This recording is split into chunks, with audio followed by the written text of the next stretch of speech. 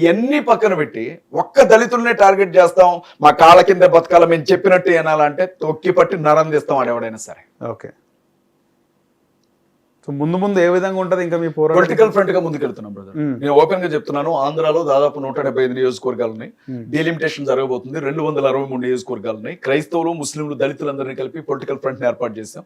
ఇప్పటికే దాదాపు ప్రతి నియోజకవర్గంలో 3 వర్గాల ప్రజలను కలుపుకుంటూ సమావేశాలు జరుగుతూ ఉన్నాయి. బాపట్ల జరిగింది, చీరాల జరిగింది, చిలకలూరుపేట జరిగింది, గుంటూరు జరిగింది, విజయవాడ జరిగింది, ఇంకా అనేక చోట్ల జరుగుతాయి, జరుపుతాం. క్రైస్తవుల్ని, ముస్లింస్ ని, దళితుల్ని కూడా ధైర్యంగా బ్రతకనిచ్చే రోజు కోసం పోరాడతాం. ఆ పోరాటంలో చావడానికి కూడా సిద్ధంగా ఉన్నాం. వచ్చే ఎన్నికల నాటికి 175 పోటీ చేస్తారు. నేను పోటీ చేస్తాను. ప్రవీణ్ పగడాల గారిని చంపిన ఆ స్థలంలో, ప్రవీణ్ పగడాల గారి పార్థివ దేహం దొరికిన ఆ స్థలంలో, అదే స్థలంలో ప్రార్థన చేసుకుని నామినేషన్ వేయడానికి వెళ్తాను. అదే నియోజకవర్గం నుంచి ఎమ్మెల్యేగా పోటీ చేస్తాను. నేను సమాధానం చెప్పి తీరాలి. ఆయన ప్రాణం పోతే ఆయన తాగుబోతుంటారు, తాగి యాక్సిడెంట్ అయి చచ్చిపోయింది అంటారు. ఆయన మనిషిని చంపడం కంటే వ్యక్తిత్వాన్ని చంపడం చాలా దారుణమైన విషయం. చనిపోయిన ఒక వ్యక్తి, ఏం జరిగిందో చెప్పలేని స్థితిలో ప్రాణం పోగొట్టుకున్న ఒక వ్యక్తి మీద తాగుబోతు అని ముద్రేసి ఇవాళ క్రైస్తవ సమాజాన్ని మొత్తం అవమానిస్తూ ఉన్నారు. ఇవాళ బైబిల్ పట్టుకొని కనబడితే కొడుతున్నారు, చర్చిలు మూతలేస్తా ఉన్నారు, 144 సెక్షన్లు పెడతా ఉన్నారు, నోటీసులు ఇస్తా ఉన్నారు.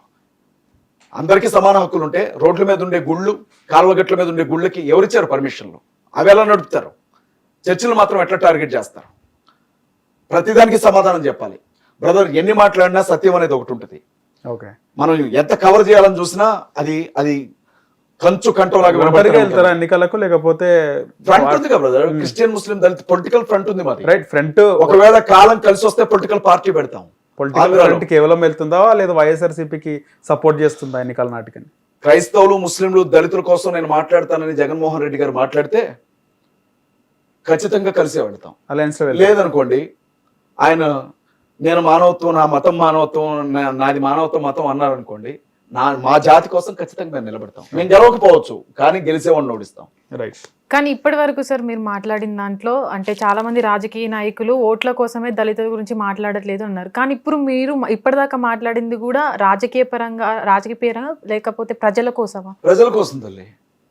ఇప్పుడు నేనేమంటున్నానంటే, నేను ఇలా మాట్లాడుతున్నా, హిందువులు ఎవరు నాకు ఓటేరు, అది మీకు తెలుసు, అవునా కదా? కానీ క్రిస్టియన్స్ ఓటేస్తే హిందువులు ఎవరు ఓటేరు. ఒక నియోజకవర్గంలో క్రిస్టియన్స్ మాత్రమే ఓటేస్తే గెలిచేంత సీన్ ఉండదు. మరి ఏ ఉద్దేశంతో నేను మాట్లాడుతున్నా? క్రైస్తవులు, ముస్లింలు, దళితులు మాత్రమే ఓటేస్తే గెలవరా? ఎవరు? ఏ నియోజకవర్గంలో కూడా కొన్ని నియోజకవర్గాలు చాలా లిమిటెడ్. కానీ ఈ నలుగురు కలిసి ఓటేస్తేనే మనిషి గెలిచేది.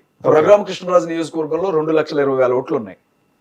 అందులో 1,20,000 క్రిస్టియన్ ఓట్ బ్యాంకే. ఆయన కోటేసిందంతా క్రిస్టియన్సే. ఓకే. కానీ అది ఎస్సీ నియోజకవర్గం కాదు, జనరల్. ఇప్పుడు నేను ఉన్నానండి, నేను ఎస్సీ నియోజకవర్గంలో పోటీ చేయలేను, నేను జనరల్ గానే కొట్లాడాలి. అవును. జనరల్ నియోజకవర్గంలో ఏ కమ్మనో, రెడ్డినో, వెలమనో వస్తాడు, నేను ఒక బీసీ, అతను ఒక 100 కోట్లు పెడతాడు, పార్టీ క్యాడర్ ఉంటుంది, ఎలక్ట్రానిక్ మీడియా ఉంటుంది, నైట్ కి నైట్ అన్ని పనిచేస్తాడు. నా దగ్గరే ఉంది బూడిద, అయినా నిలబడతా. ఓకే. 2 కోట్ల ఓట్లు.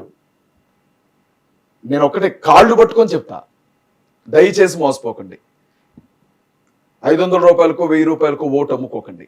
మన జాతులకు వ్యవస్థ మారుతుంది అంటారా? డబ్బులు తీసుకోకుండా ఓటేసి కాంశీరామ్ గారు ఏం చేశారు?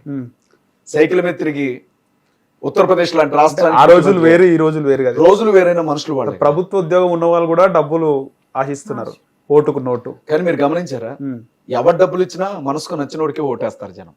అందరి దగ్గర తీసుకొని ఎవరికి నచ్చితే వాళ్ళకి. వాస్తవం కాదా? జనాలు వాళ్ళు ఇస్తా ఉంటే వీళ్ళు తీసుకుంటున్నారు, వీళ్ళు ఏం అడగట్లేదు కదా. ఇప్పుడు అడిగే స్థాయికి కూడా వచ్చారు, మాకు ఇవ్వలేదు మేము ఓటేయమంటున్నారు. నేనైతే ఒకటి నమ్ముతాను బ్రదర్, ఇప్పుడు మీకు ఎట్లుంటుందంటే, రాజకీయ పార్టీలు 3 ఉన్నాయి ఆంధ్రాలో. 3 చెప్పినట్టుగా ఆంధ్ర జనం మొత్తం వింటారు. కమ్మారెడ్డి, వెలమ.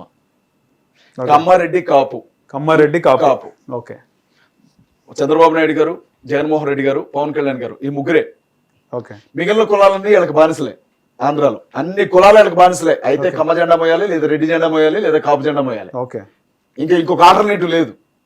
వీళ్ళు బయట బాగానే మాట్లాడుకుంటారు ఎదురు పడితే, కానీ మానపల్లి మాదిగూడాలు ఉంటాయి. ఎలా ఉంటాయి అనుకుంటున్నారు బ్రదర్? అన్నదమ్ములే 2 కుటుంబాలు, ఆ టీడీపీ, ఇటు వైసీపీ. ఈడాని చూస్తే కత్తి నోడతాడు, వాడు ఈయన చూస్తే కత్తి నోడతాడు. సొంత బంధువులు వీళ్ళు, సొంత కులస్తులు ఇట్లా కొట్టుకుంటున్నారు ఆంధ్రాలో. ఎప్పుడైతే ఈ అన్యాయం జరుగుతుంది అని అర్థమయ్యేలాగా చెప్పగలుగుతామో వాళ్ళు ఖచ్చితంగా రియలైజ్ అవుతారు అన్నది నా ఆలోచన. ఇప్పుడు కాకపోతే నెక్స్ట్ ఎలక్షన్ కొట్లాడడంలో తప్పలేదు కదా. రైట్. కానీ ఇంకోసారి మహాకూటమిని మాత్రం అధికారంలోనికి రానియం మేము. ఓకే, టార్గెట్ అదే. టార్గెట్ అదే కాదు. వైసీపీ వచ్చిన పర్లేదు, మహాకూటమి రావద్దు. వైసీపీ వస్తుందా లేకపోతే మహాకూటమి వస్తుందా అని కాదు, కానీ క్రైస్తవుల రక్తం తాగి బతుకుతాం అనుకునే వాళ్ళని ఎవరిని కూడా అధికారంలోనికి రానివ్వం. రైట్. ప్రయత్నం చేస్తాం, తప్పులేదు. ఎంకరేజ్ చేయండి, మీరు కూడా ఖచ్చితంగా చేయండి బ్రదర్, పోరాడండి, పోయేదేముంది, ప్రాణమే కదా అని చెప్పండి. ఎప్పుడు ఎస్సీ ఎస్టీ బీసీలు ముఖ్యమంత్రి అవ్వలేదు కదా, అంజయ్ గారు తప్పితే. అవును, ఉమ్మడి రాష్ట్రం నుంచి. ఇంకా నా ఆలోచన ఏంటంటే ఈ మగవాసం చూసి చూసి చికాకు పుడుతుంది. ఆంధ్రాకు ఒక ఆడబిడ్డ ముఖ్యమంత్రి కావాలి, తెలంగాణకు ఒక ఆడబిడ్డ ముఖ్యమంత్రి కావాలి. ఓకే. తెలంగాణలో అయితే ఎవరు అవుతారు అనుకుంటున్నారు? ఎవరైనా కావచ్చు. ఉన్నారు ఒకళ్ళు, అక్కడ ఒక్కోలో ఇక్కడ ఒక్కలే కదా. సరే, ఇద్దరు, ఆయన ముఖ్యమంత్రి కూతురే, ఈవిడ ముఖ్యమంత్రి కూతురే. ఒకవేళ అవకాశం వస్తే తప్పే ఉంది. షర్మిలారెడ్డి గారు కాకూడదా, లేకపోతే కవిత గారు కాకూడదా? తప్పే ఉంది. Thank you. రైట్.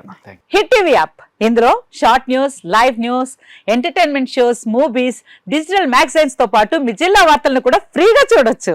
ఇంకెందుకు ఆలస్యం, వెంటనే హిట్ టీవీ యాప్ ని డౌన్లోడ్ చేసుకుని ఫ్రీగా ఎంటర్టైన్మెంట్ పొందండి. Hit TV app. Hit TV app. Please download hit TV app. Hit TV యాప్ని ఫ్రీగా డౌన్లోడ్ చేసుకొని ఎంజాయ్ చేయండి. మీకు నచ్చిన ఎంటర్టైన్మెంట్ కోసం హిట్ టీవీ యాప్ ని ఫ్రీగా డౌన్లోడ్ చేసుకుని ఎంజాయ్ చేయండి. హిట్ టీవీ యాప్ ని డౌన్లోడ్ చేసుకుని ఆస్వాదించండి, ఆశీర్వదించండి. ఇంతమంది సెలబ్రిటీలు హిట్ టీవీ యాప్ ని డౌన్లోడ్ చేసుకోండి అని చెప్తున్నారంటే ఎంత మంచి యాప్ ఆలోచించండి.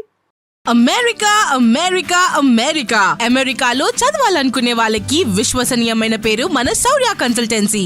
UK లో 1 year masters. UK లో 1 year masters. 2 years work permit up to 5 years visa. Contact Saurya Consultancy. Contact 89851 89851.